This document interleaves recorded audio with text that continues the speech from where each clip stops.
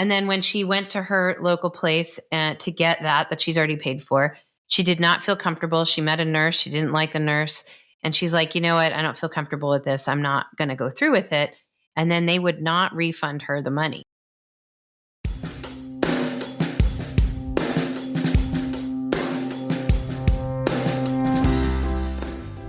This is Med Spa Mayhem, the podcast all about the chaotic world of medical aesthetics.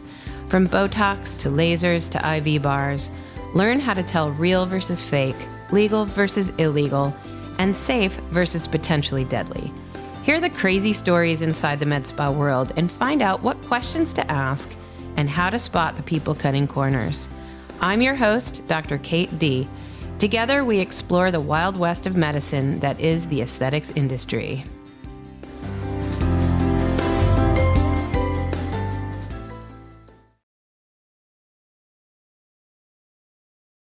Today, I'm speaking with Stephen Moritz, all about sneaky marketing practices common in the med spa industry, how to spot a bad deal, and avoid the places trying to deceive you and rip you off.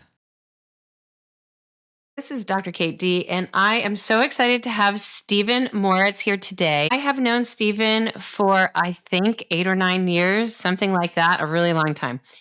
Stephen and I met many years ago when he worked for a different company that specialized in med spa marketing. He originally went to the University of Central Florida and still lives in Florida. He now, for the last couple years, has been the manager of a medical spa, and it's called New Sculpt Aesthetics and Wellness. Thanks so much for being here, Stephen. Pleasure to be here, Dr. D. And as always, a pleasure to speak with you. You always brighten my day in so many ways.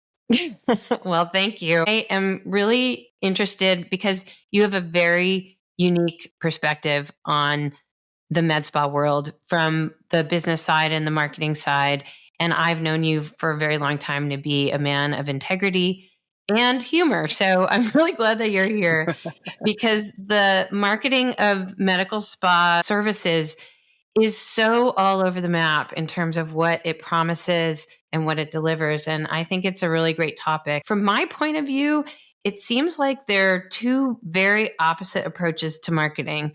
And my approach has always been to just be me and be educational and talk about what things do, what things don't do, what I've done, and what keeps my skin looking great. And my goal is to build trust and build long-term relationships. And I'm not a big salesperson. And if people decide they want to do something, great. And they may not do that for years. I have seen people who, they come back a year or two later and they're finally ready to do something, which is great. I'm just happy to make sure people know and trust me.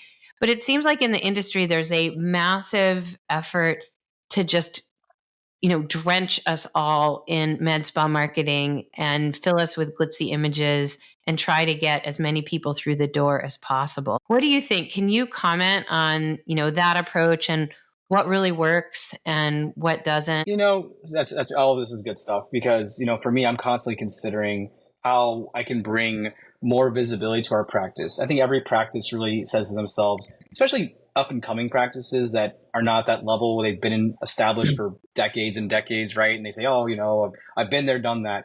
I would say the majority of offices in this space, they're really trying to get market share in their areas and really bolster and build an audience that continues to bring them more patients to convert, hopefully. But the biggest thing I feel and what works really well for us is the education. We don't ever really take the approach of being too salesy. And you mentioned something a second ago. You may have not noticed it. You said, I'm not a salesperson. I'm not a salesperson. but I think maybe you correct me if I'm wrong. I mean, I personally, when I speak with clients or patients and we talk about the treatments that we offer, someone says, hey, you know what? I'm interested in XYZ, skin tightening. I have some laxity, I have wrinkles. I want some body contouring. My staff is the same. We typically just talk about, just like we're talking now. It's like, okay, what are your goals? Like, what do you see when you look at yourself? And how can we figure out a path of success for you in the context of the treatments that we offer? And if you have that conversation, you can, and you mentioned build trust and have a moment to educate that patient, the side effect of that ends up being that, someone's really excited to end up moving forward with that treatment. And I think that's really powerful. I think the majority of our patients would say that from the moment they first contacted us, whether it was via phone, maybe they walked into our office, that they felt there was a level of love given to them. And I think that's really something that many practices could learn. I think a lot of practices maybe open doors and they lose sight. They're chasing profits when you should really be chasing just building strong relationships with your patient base. Because if you do that, word of mouth isn't dead. I don't care what anyone says. And as a digital marketer myself, I think it's so critical that we take that time to build those community networks, to build trust with the existing patient base, because people will talk. Our patients talk and they tell our friends and family, there's nowhere else to go. You better come right to us. So we do very well with that. Hopefully that answers that question. But that's kind of our modus operandi. We like to think of ourselves as building, familial kind of bonds in a sense with our patients to make sure that they understand that we really do care. We care about their education. We care about their results and everything in between. So I consider myself not a salesperson, but primarily, number one, a doctor, and number two, an educator. And number three, I'm really basically a science geek. And I think over the years, I've gotten pretty darn good at being able to explain pretty complex medical, physiological things in a way that people can understand it. And because I think it's so cool that, I just kind of love this stuff. And once you explain it to people and they understand why some things work and why other things don't, and why some things do one thing and not the other, then they get enthusiastic about it too. And a lot of times, I've known you a long time, but you're a lot younger than I am. A lot of times people will say, I'm actually 50 years old. I just get a lot of talks you and just a lot look of filler. fantastic.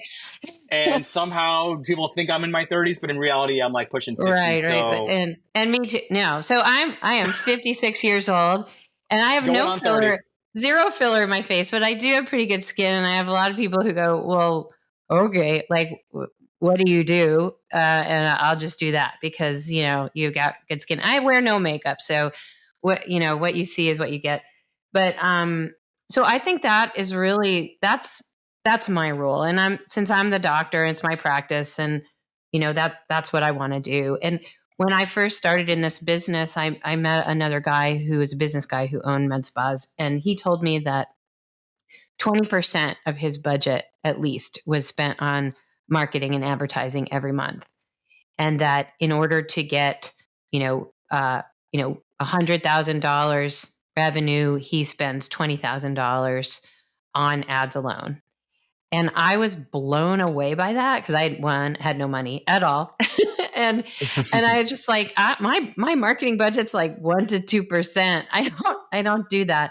And I really got confused because in that, if you look at the practices that have Facebook ads that are just out all the time, they have to be driving 100 new people every month or more in the door, and they must convince them to spend money, right? But if you need that constant influx, then you must not be retaining that person.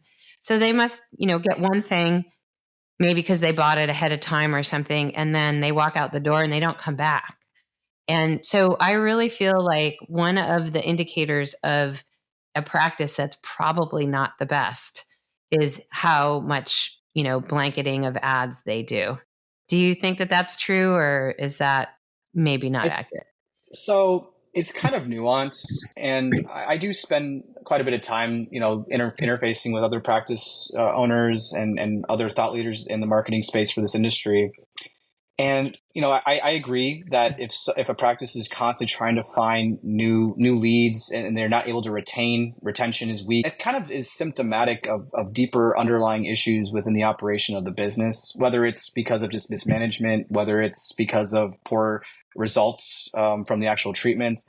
But I think the bigger thing, in my personal opinion, and I think I've heard others in this space agree with this, is that you get a lot of leads, but what's next? What do you do with those individuals? And I think it goes back to what I was saying. It's if I call a practice, say I get like you said, 100 people. Let's use that as a metric, as a number, right? It sounds like a lot, but if you're a big practice or multiple locations, that may not be a lot. But let's just say 100, and I've got 100 leads that are contacting me through my, say, Facebook campaign.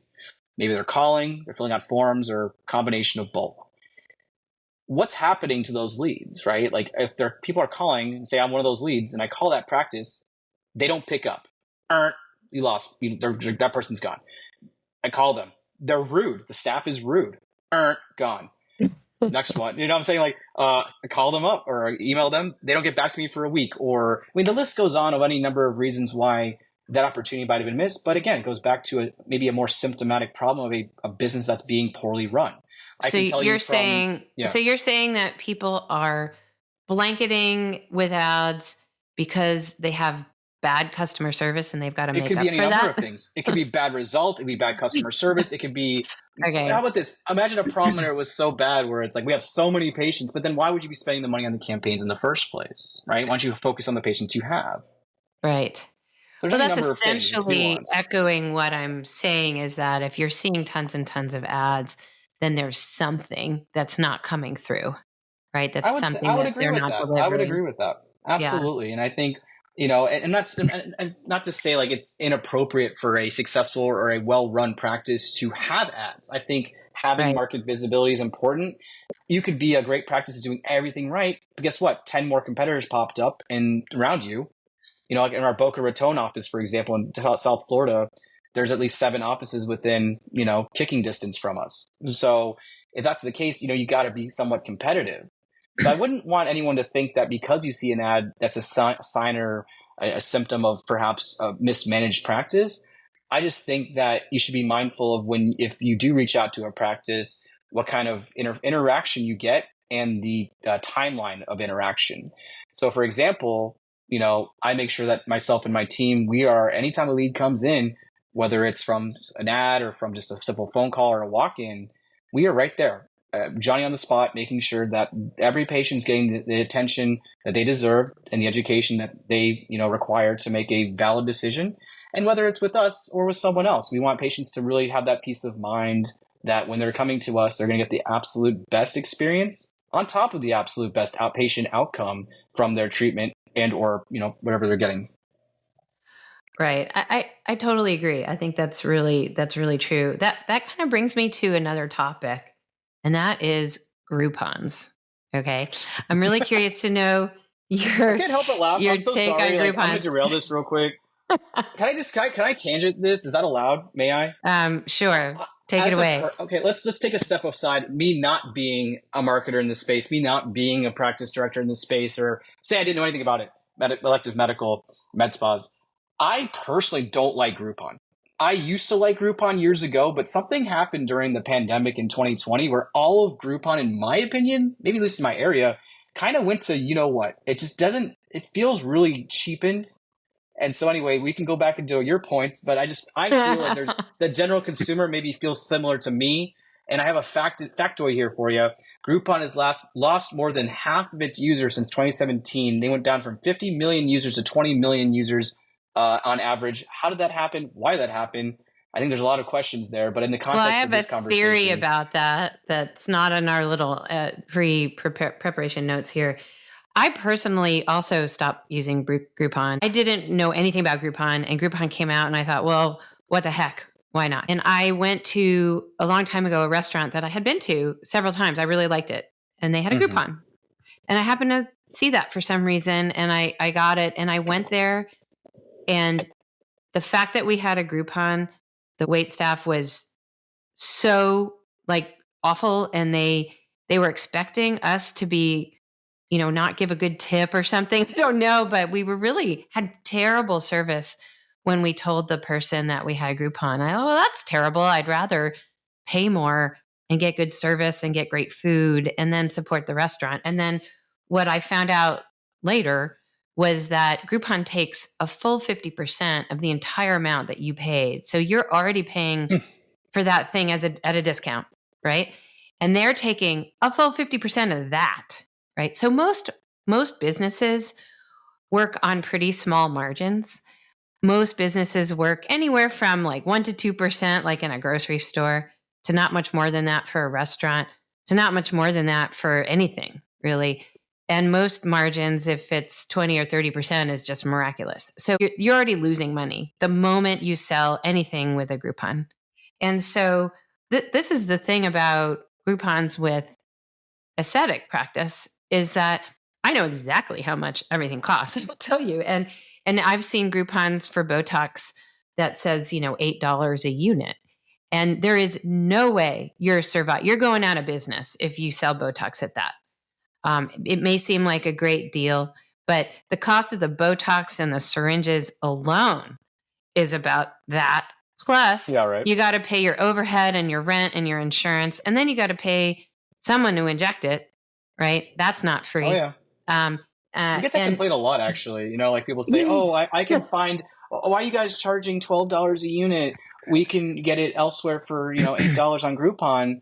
And I just it's tough to have to explain that, though. I would say as a practice, but here's the thing. So if you're getting $8 Botox, there is something not right. Okay, so either it's fake Botox, which is very possible. People order fake Botox from China all the time and other countries, or they're illegally importing Botox from somewhere else. So it's actual Botox, but they're illegally importing it. Or they're watering it down potentially, which is really dumb. You could water it down once, but once you do that, nobody's going to come back because it didn't really work or didn't last. I hear that a lot, actually. I have a lot of friends that have gone to some places that I won't name, and they report that. They say, "Why is it that I went to get Botox in one med spa and great results, and I went to another place, got the same number of units, and nothing happened?" Right. How does that work?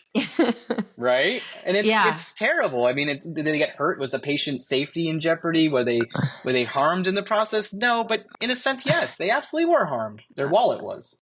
Well, yes. So you can either put yourself in danger because you're getting some, illegally imported fake Botox or other toxin. There's other toxins that are allowed in other countries or are not FDA approved here, and it's not legal to import those. The other thing that I have seen is a bait and switch where you buy a Groupon and then you go to use it and they say, "Oh, we're all out of that product, but you can apply the amount of money that you paid for something different."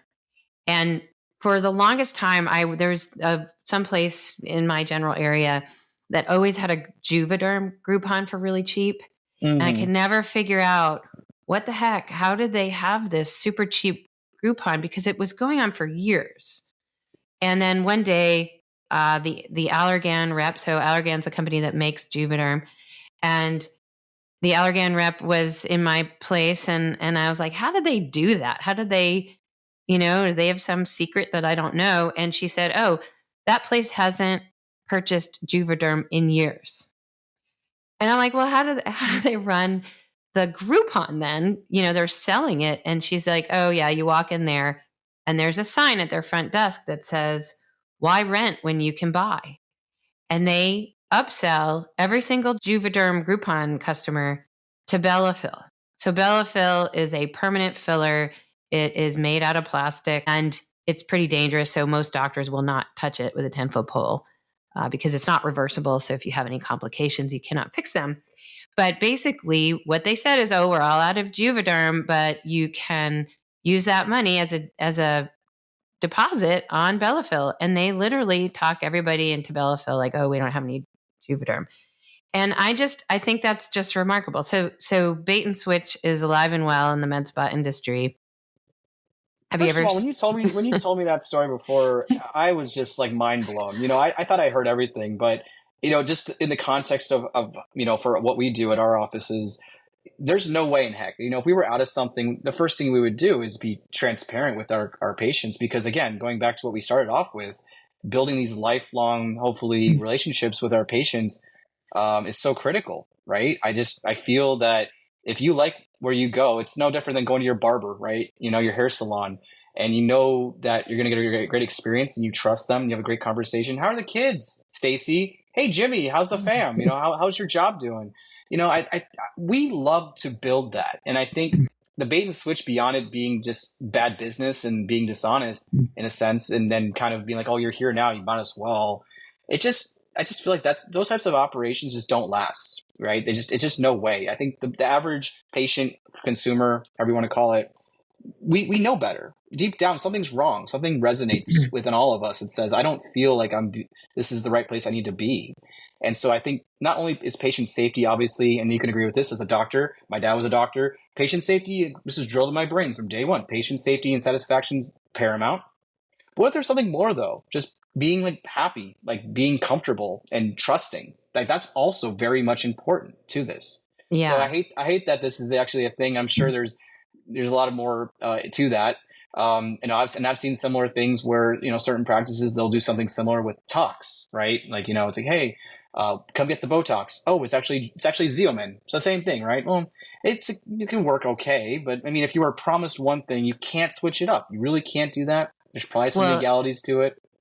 well, right. But also a lot of places. So Xeomin is cheaper than Botox generally. There are 5 different toxins FDA approved in the United States. And unless somebody is showing you the vial before they draw it up and inject it in you, then how would you know that you were getting Xeomin or Botox or any of the others? You would have no idea unless somebody's showing you the vial. Now, do I always show the patient the vial? No, but I'm mixing it up right in front of them. I imagine you do some performance, like, here it is. Voila! Look at this. Yes. This is the box. I open the box. I take the syringe and inject it. Here it is. You see, it says Botox by Allergan. Well, then maybe by I Dr. should be D. doing that. I don't actually do that, but that's probably a great idea, especially if we're recommending for patients to ask, what are you putting in me? But I think that if you are getting super cheap toxin, really the likelihood of getting real Botox is unlikely. So I wanted to ask you, do you guys do any Yelp ads, and do you think placing ads on Yelp is helpful? We do not do Yelp ads at this time. I will say, though, having directory listings is important for SEO. So being listed on Yelp, being listed on like wherever else online. If you have a marketing agency, make sure that your address is current and all your contact information. That's great for SEO. As far as running ads on Yelp, I really haven't heard anything either way. And I feel that your better ad spend, if you're going to spend money on anything, is probably best spent on either Google ads or more likely than not, probably for a med spa specifically on social, being Meta, right? Facebook, Instagram ads. I just, Uh, have from you my ever personal seen? experience, yeah. Well, I'm just curious because when I first started in the business over 9 years ago, I looked at who the competitors were, and there was one that had just some pretty bad reviews, and there was a woman who posted a picture of herself that was kind of bruised up, and it didn't look very good. And about 6 months later, that place started advertising on Yelp, Mm-hmm. and those pictures were gone. The reviews were better, and I was dumbfounded. I was like, wow, well, okay, that's interesting. And the way you can tell that somebody's advertising is because if you do not advertise, Yelp will serve up your competitors on your business page, and it'll be a very minimal listing, and it'll show all your competitors instead of you. Well, not instead of you, but in addition to you. Whereas if you do pay them money, then your competitors disappear, and then it cleans up, and then you can control all the pictures on there. And I don't think How many that. patients do you think are finding you directly through Yelp, though, Well, it's a really as good opposed question. to Google? I think that Yelp is, at least in the Northwest where I am, still pretty strong for reviews. And I think that almost everybody is reading reviews before they come. And I would say that the 2 sources of reviews are Yelp and Google.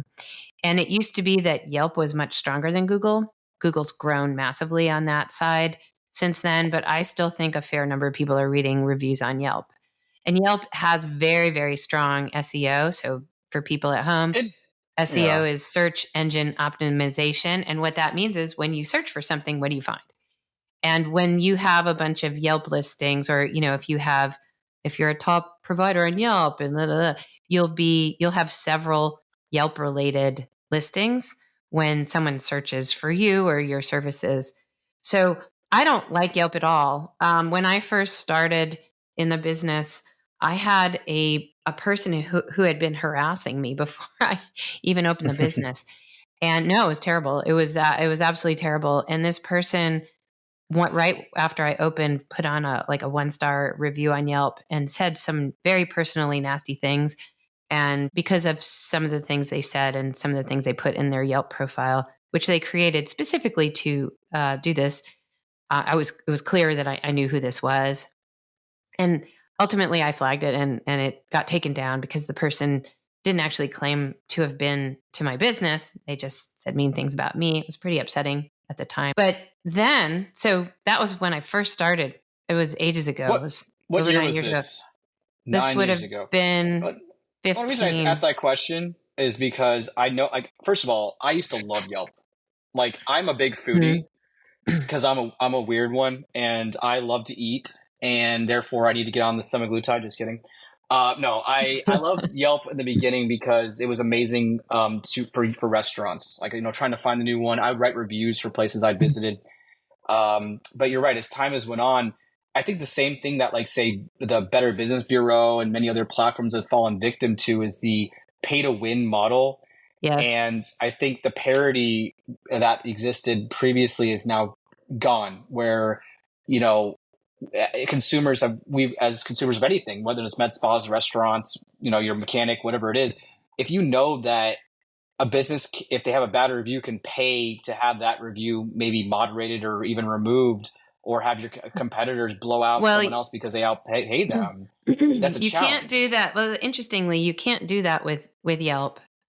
They will not remove reviews at all. Like, they really won't. Only if they violate Yelp rules. Because I know, like, Google, I always tell everyone, like, Google is everything, because you can't buy Google. There's no pay to, I mean, other than Google ads and stuff like that. But if anyone, I would say, based on my experience in digital marketing for the elective medical space, we're seeing, like, 80-90% of searches in any given area for med spas, specifically, if not everything else, being done on Google, right?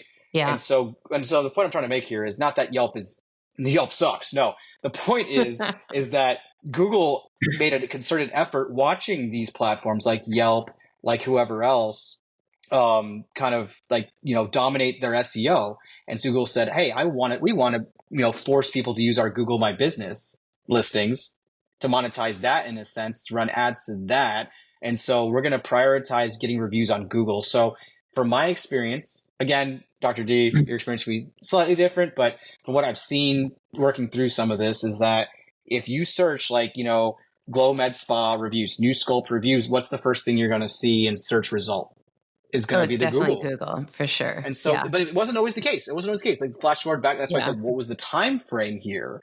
And you said, like, 7, 8, 9 years ago, a decade ago, I would have agreed. I would have said, yes, absolutely. You need your Yelp is so critical. Like, take everything Yelp says, make sure you listen to that.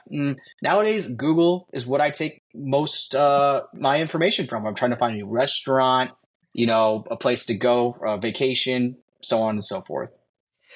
Well, that's a good segue into Google ads. So what kinds of things have you seen with Google ads that are either good or bad?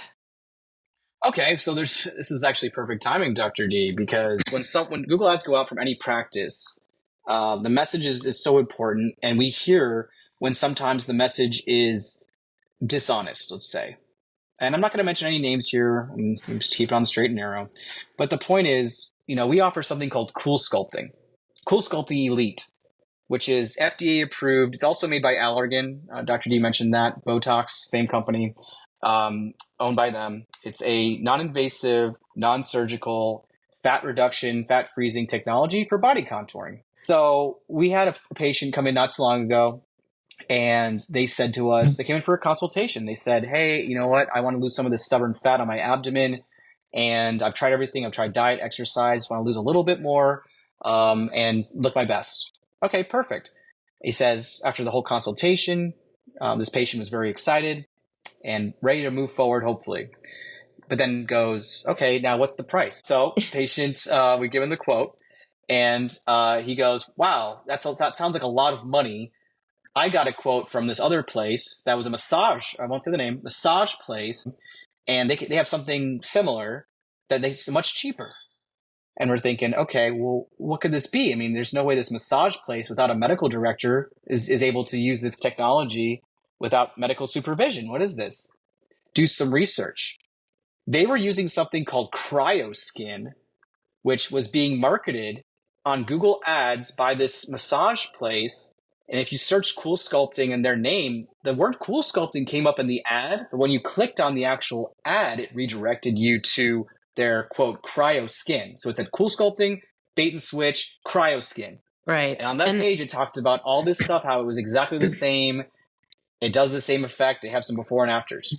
This is not FDA approved, nor is it physician supervised, but they're leading people to believe that it's the same thing. So yeah, there are a lot of cheap knockoffs and that are nowhere near as good and totally illegal to offer. Absolutely. Much less having a non-medical place offering I'm just a scared medical of procedure what illegally. happens if something goes terribly wrong. There's a reason why FDA clearance exists, right, Dr. D? Absolutely. I have a whole other episode dedicated to that's the next one.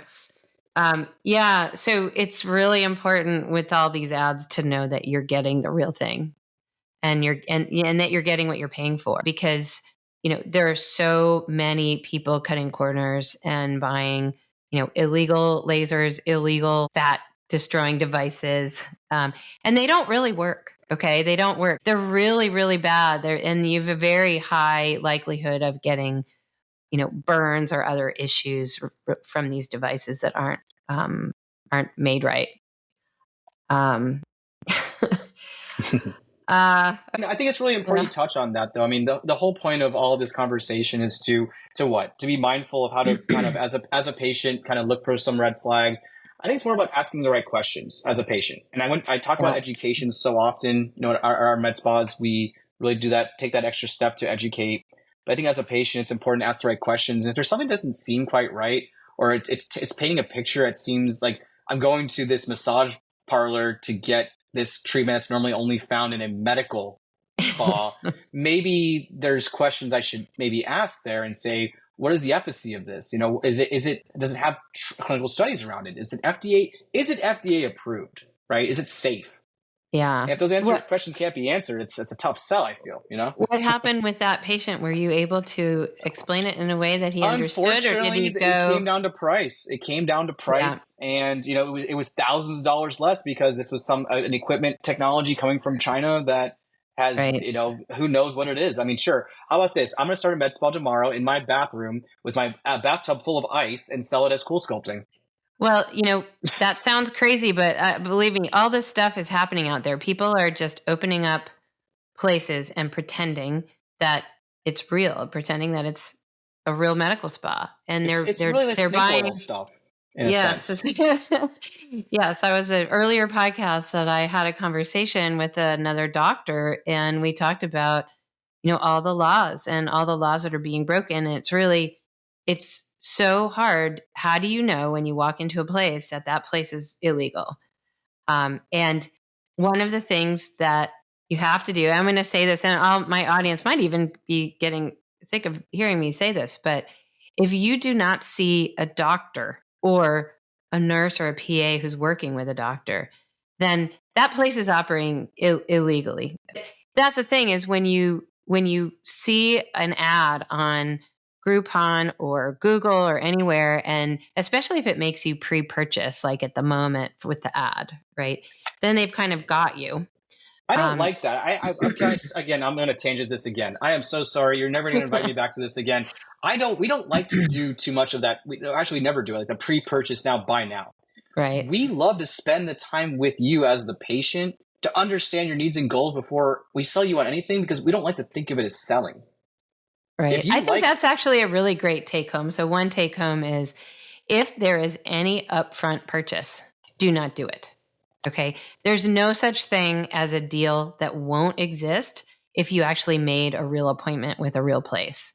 So if you make a real consultation and find out about the service and find out if that's the right thing for you, then that deal will be available for you. So there's no urgency, and there's no reason to pull the trigger and buy it now, because otherwise it's going to go away.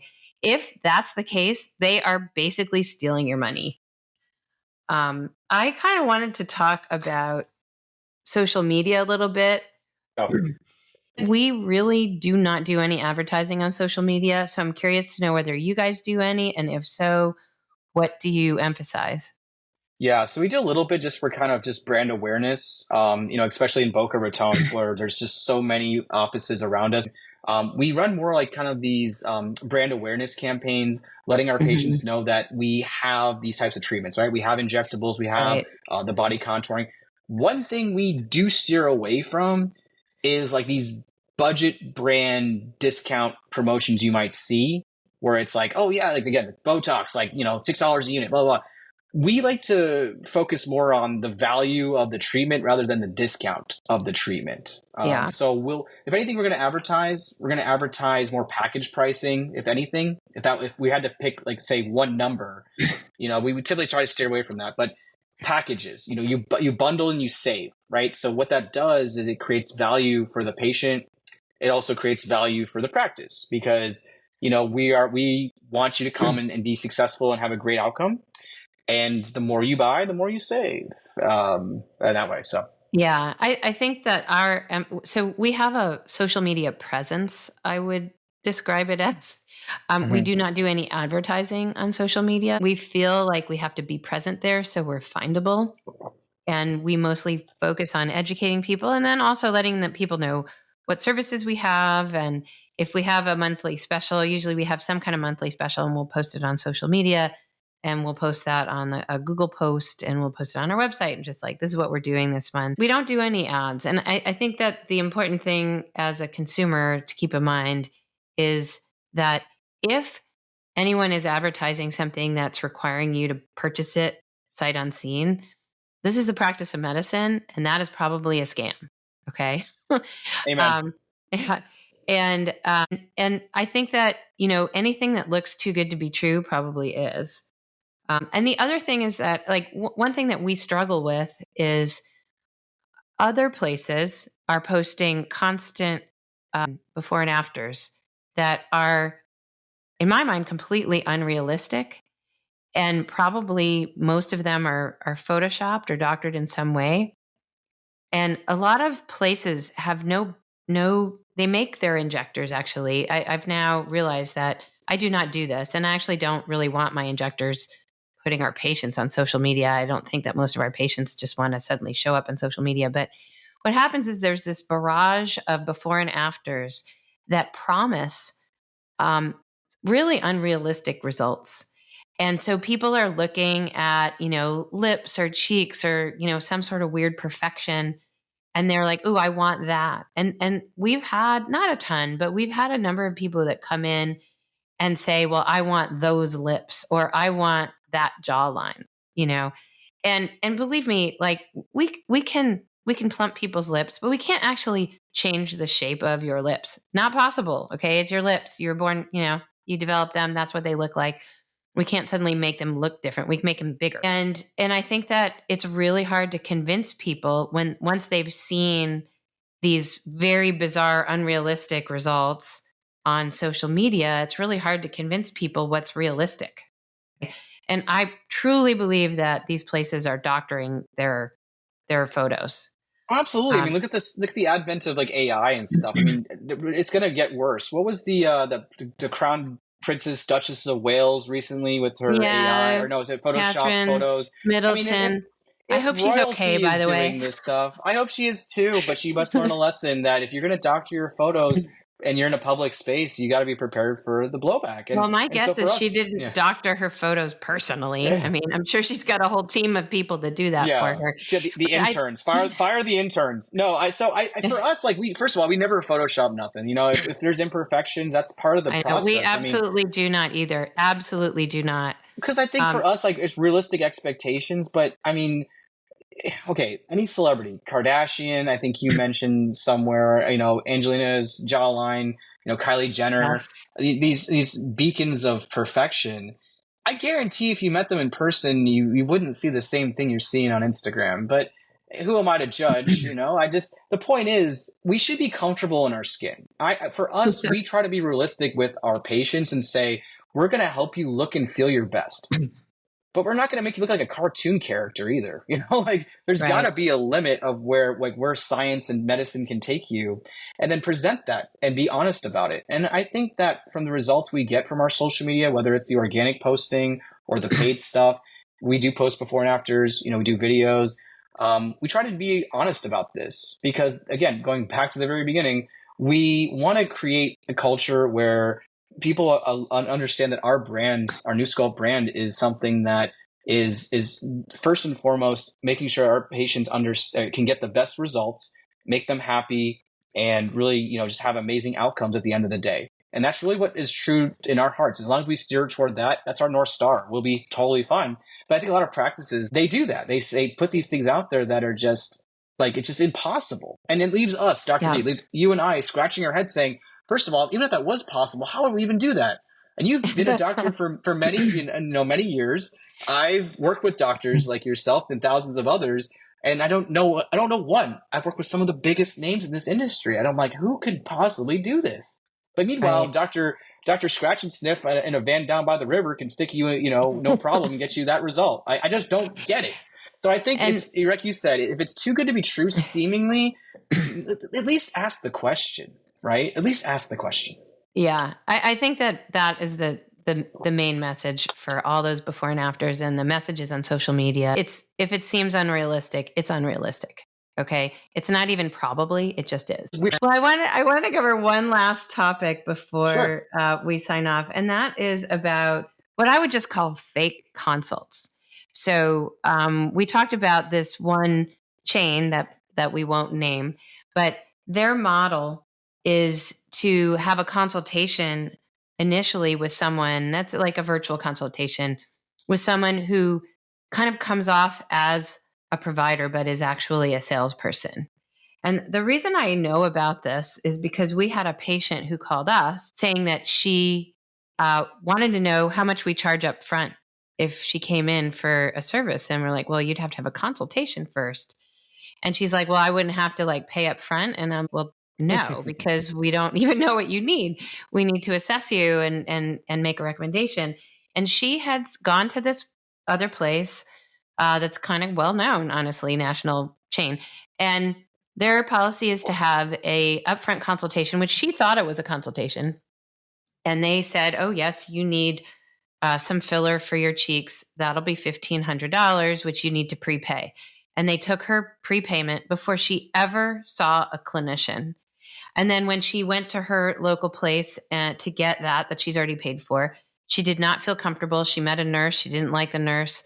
And she's like, you know what? I don't feel comfortable with this. I'm not going to go through with it.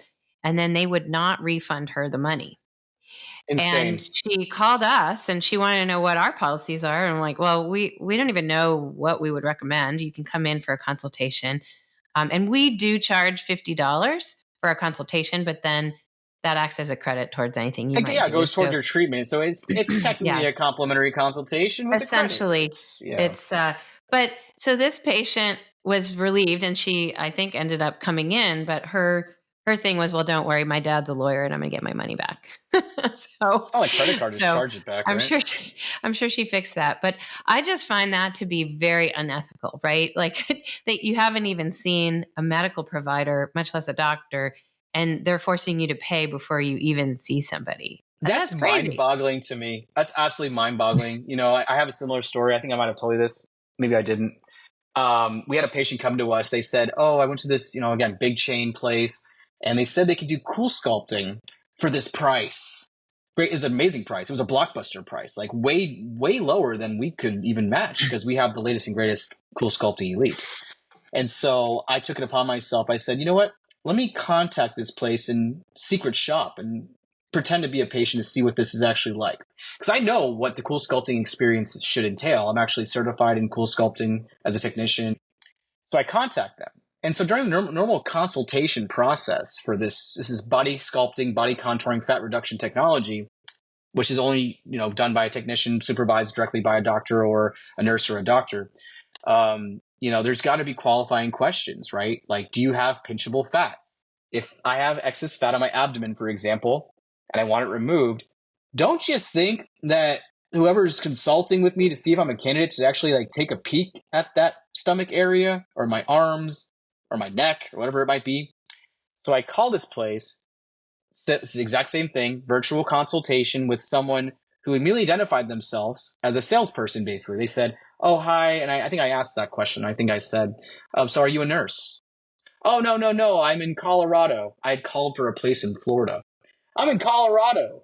And I'm such and such. I'm just one of like the support team members. So basically just, customer service, which is fine. Nice enough, I guess. But I asked the question. I said, well, I'm interested in this cool sculpting stuff you guys got. Can you tell me more about it? Okay, well, here's the price. And I said, well, I want to ask the price at some point, but don't you want to see if I'm a candidate for this? Like, this is me like knowing perhaps like what this should go, how it should go. And the woman goes, oh, okay. I'm like, do you want me to show you if like I have enough pinchable fat? Like I'm trying to like now kind of guide the conversation. Like, come on, do your thing. Come on, do something. And she's like, okay, you can pull up your shirt if you want. Like, I can pull my shirt. So I finally, after me as the air quotes patient, prompting this person to ask that question, I lifted up my shirt. I pinched my fat. She goes, okay, you're good. Like literally 2 seconds. We spend in our consultations, we'll mark our patients up. We'll have them pinch their fat. We'll palpate with our providers, and we'll look and we'll see and explain the treatment process. This is all before any payment's been made. And obviously, if someone asks right off the bat, how much is it going to cost? We'll do our best to gauge, but it really is hard to gauge the full cost of this treatment unless we've had a chance to evaluate you. How is it that we have to do that in office, in person, most of the time? And I'm calling this other place, and they're taking 2 seconds to determine without me even lifting a clothing item to about the same way I'm sitting here right now. You can't see more than my face, perhaps, on this camera. How would this person be able to identify whether or not I was a candidate? So the problem I have with a lot of these places is that they just don't take the time to care. If they basically just want your money immediately. Totally agree. If you're getting a fake consultation and somebody's basically just trying to sell you something, then it is not worth it. And don't go through with that.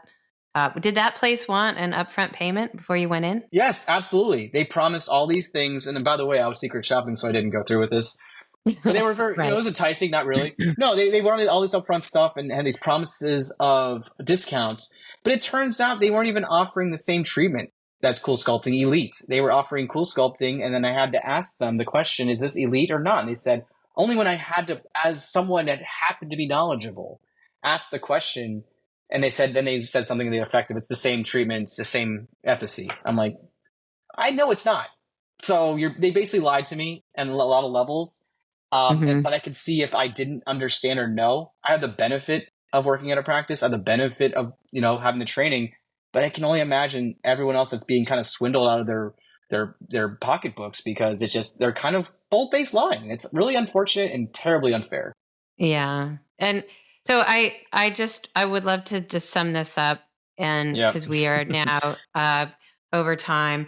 But I really appreciate your coming on because we've really talked about a lot of important things, and I'm hoping that the audience understands and like really has a grasp of just how outrageous some of the marketing and advertising is for the med spa space, and how to kind of gauge whether something sounds legitimate or not, because there are so many practices like bait and switch and fake consults that are really, people are sucking the money out of people and not really helping them. And I think that, the goal, hopefully, for all of you at home is to find somebody that you trust, who's just educating you, who just tells you the story on what the machines do or what our injectables do, what our treatments do, and how they help and how long that takes. As much of what we do actually takes quite a long time to have the results reveal themselves over time, and to set realistic expectations. So I hope that you've learned something at home. And Stephen, I really hope you come back sometime. It's been great talking with you. I hope you have me back. I know I'm all over the place. I try to keep it fun, but sometimes you might tell I get a little bit serious because I'm not sure, but I'm sure it does to you too. I get frustrated when practices are not doing the things that we know to be true that help our patients have the best results and bring that education and bring that, that ultimate outcome of just peace of mind. So thank you so much for having me today. it helps me speak my mind finally and let others know that there are practices that do care. And we try our best every day to make sure that you get Absolutely the best are. results. Yes. It's just a matter of trying to find that practice. Well, thanks so much, Stephen. We'll be back really soon. If you have a question or a crazy story of your own that you'd like to hear on Med Spa Mayhem, contact us through our website, medspamayhem.com, or check out our contact information in the liner notes. If you learned something today and like what we're doing, please give us a 5-star rating and read the book. Med Spa Mayhem is coming out June 11th, 2024. The link to pre-order is available on medspamayhem.com. We hope you've enjoyed our conversation about deceptive marketing practices and that you have the tools you need to avoid falling for them. And remember, you can always just walk away.